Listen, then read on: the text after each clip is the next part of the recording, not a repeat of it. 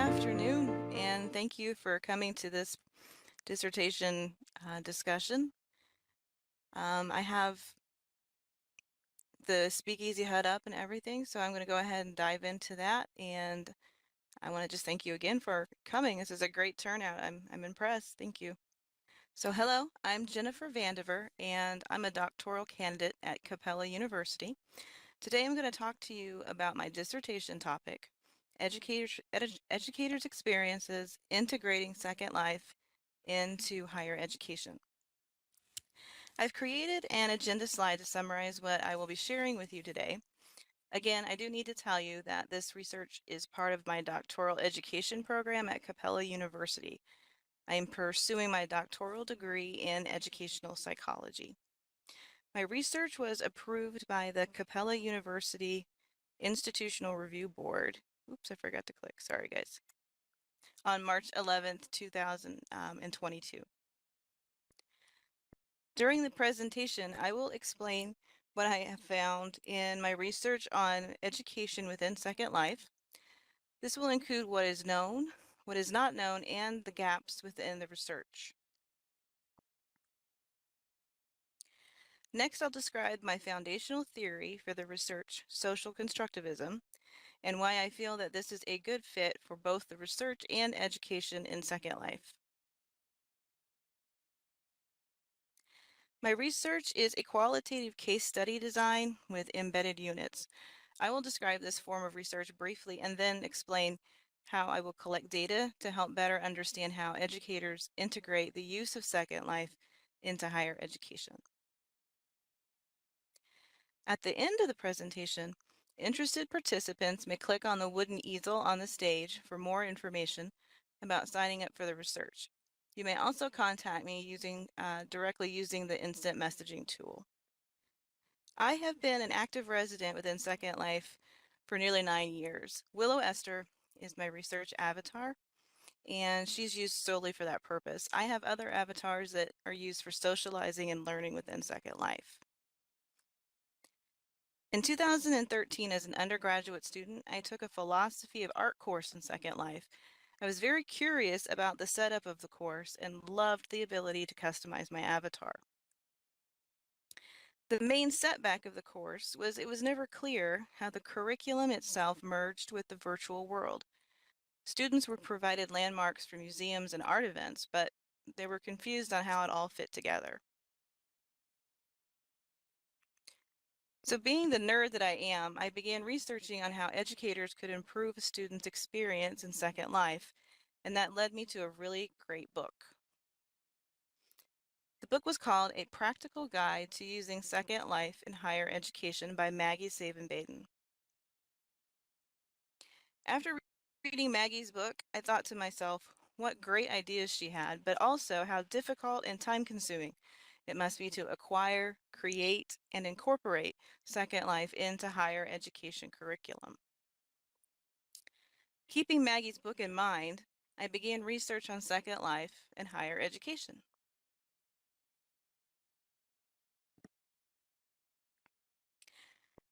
Second Life is coming up on its 19th birthday. When it first debuted, it was merely intended to be a social media platform where like-minded individuals could meet and collaborate. Educational research into the use of Second Life as a virtual learning tool began nearly from the day it became available to residents. The majority of this research occurred between 2006 and 2010, focusing on integrating it into pre-established curriculum. After 2010, research began to wane on the use of Second Life in education. This did not mean that educators had abandoned the idea, only that some changes have been made at the corporate level, making it more difficult for educators to teach and to conduct research.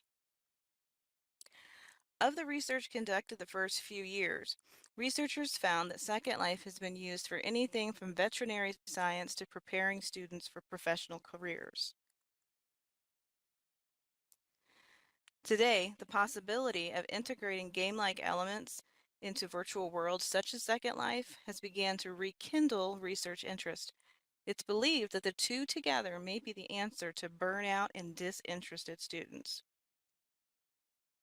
So research on Second Life has found that it may enhance student learning outcomes. It can increase knowledge transfer, encourage peer collaboration, and foster curiosity and creativity.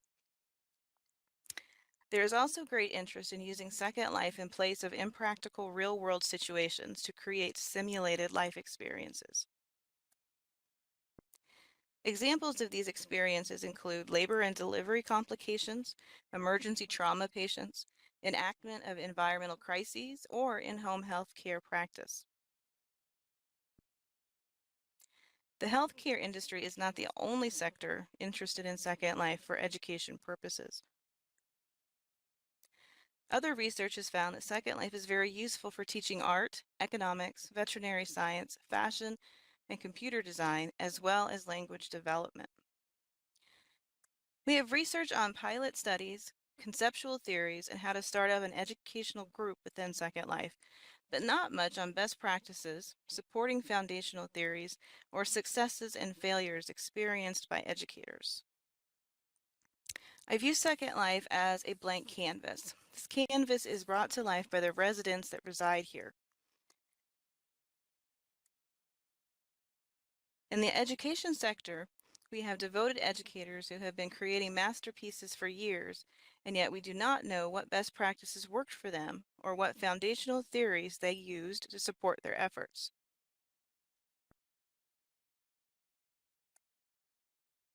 Knowing that these masterpieces exist and just have not found a voice inspired me to complete my dissertation on this topic. A main concern of teaching within Second Life is what educators are basing their curriculum upon.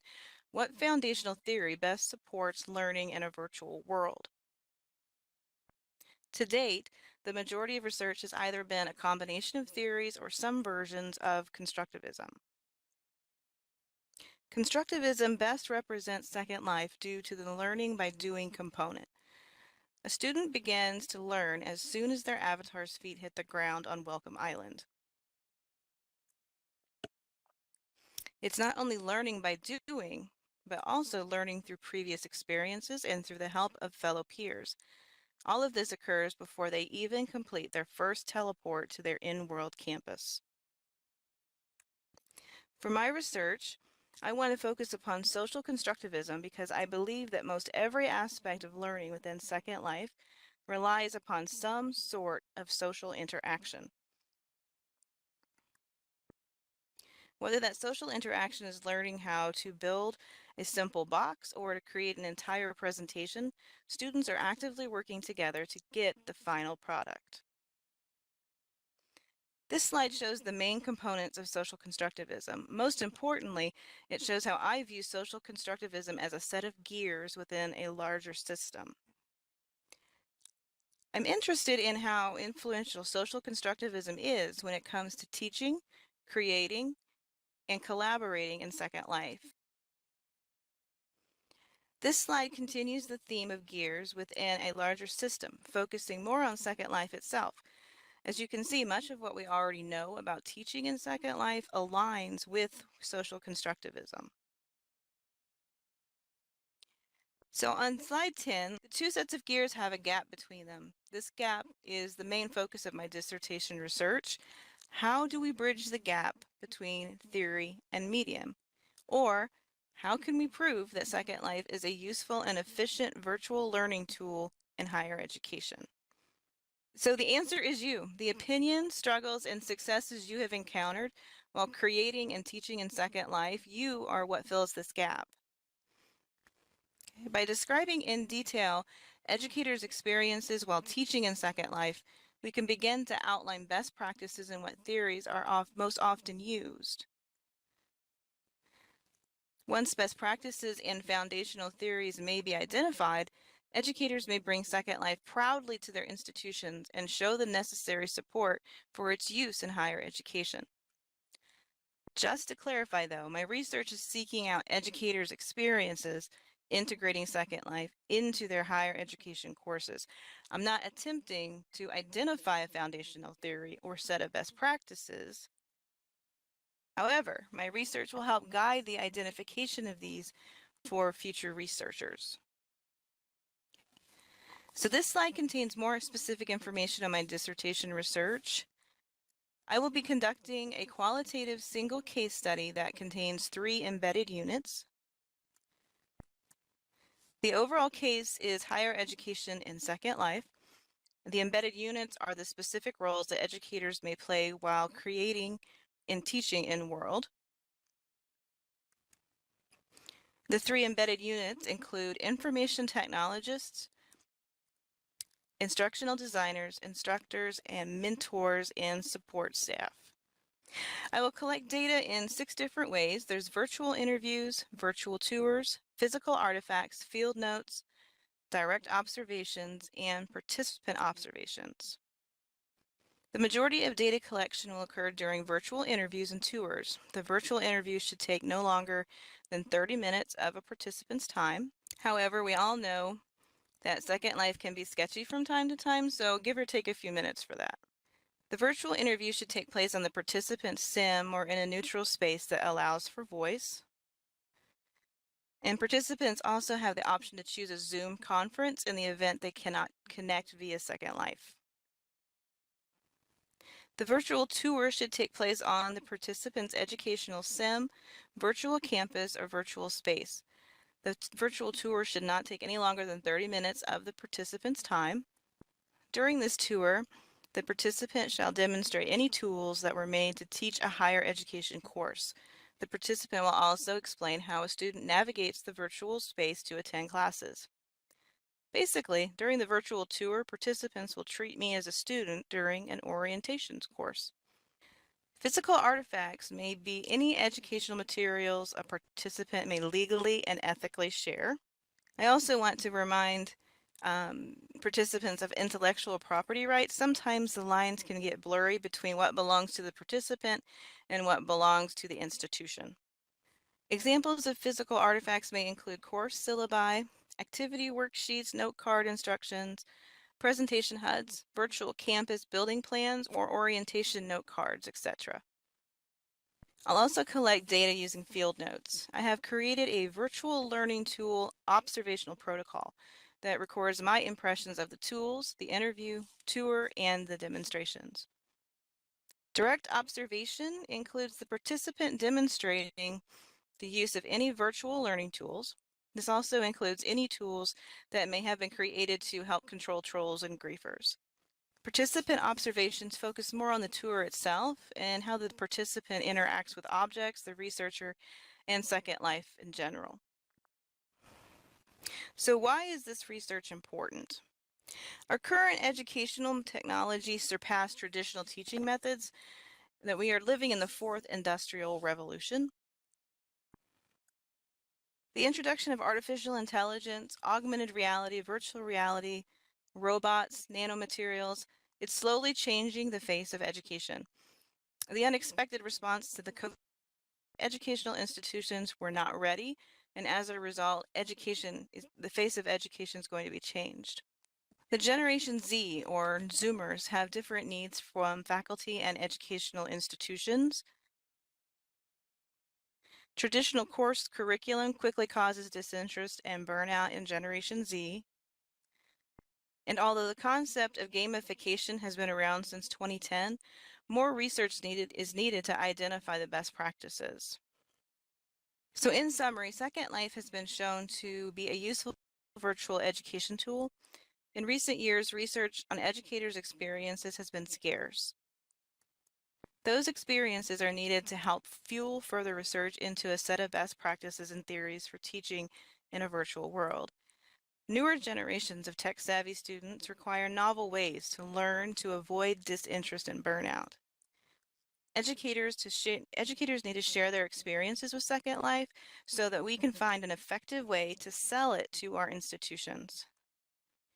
If you're interested in participating in my dissertation research, can you ask yourself the following questions? Are you at least 18 years of age? Do you work as an information technologist, instructor, instructional designer, or mentor and support staff? Do you currently or have currently used Second Life as a higher education tool? And do you have an avatar that's at least 4 years old? So you'll be compensated for your valuable time and information. At the end of the virtual tour, all eligible participants will be paid 500 lindens. And I thank each and every one of you for your time. And if you're interested in my dissertation research, if you have any questions at all, you can contact me via instant message, email, or you can send me a note card. I thank everyone for coming.